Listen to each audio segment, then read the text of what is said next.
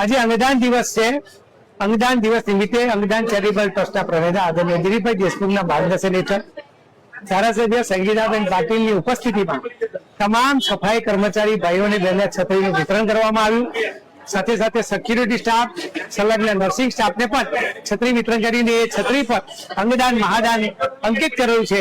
છત્રી દ્વારા એક સમાજમાં મેસેજ પહોંચે એ માટે આજે આ કાર્યક્રમ રાખવામાં આવ્યો। સાથે સાથે નર્સિંગ કોલેજના વિદ્યાર્થીઓ દ્વારા અંગદાન મહાદાન ના પોસ્ટરો અંકિત કરેલા એનું પ્રદર્શન કરવામાં આવ્યું અને આ પ્રદર્શનને સંગીતાબેન પાટીલ દ્વારા ખુલ્લું મૂકવામાં આવ્યું। હું સમાજના તમામ શ્રેષ્ઠીઓ નાગરિકોને વિનંતી કરું છું કે અંગદાન મહાદાન અભિયાનમાં જોડાઈ અને બ્રેન ડેથના કિસ્સામાં અચૂક પોતાના પરિવારનું અંગદાન કરાવે।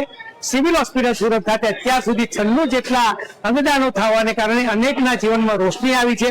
આજે ગુજરાત અંગદાન ક્ષેત્રે ખૂબ આગળ વધી રહ્યું છે, ત્યારે આપણે ભગવાનને પ્રાર્થના કરી કે કોઈના કુટુંબમાં બ્રેન ડેથ ના થાય, પણ સદનસીબે બ્રેન ડેથ થાય તો એવા કિસ્સામાં અચૂક પરિવારજનો પોતાના પરિવારને માટે સંકલ્પ લે અને અંગદાન કરાવે એ જ અપીલ ભારત માતા કી જય, વંદે માતરમ।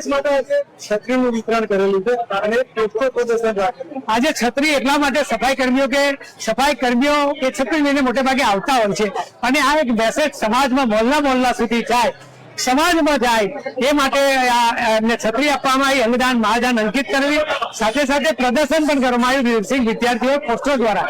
એ આજે દર્દી હૃદયના સગાઓ વિદ્યાર્થીઓ આ જોઈને એક જનજાગૃતિ ફેલાવે।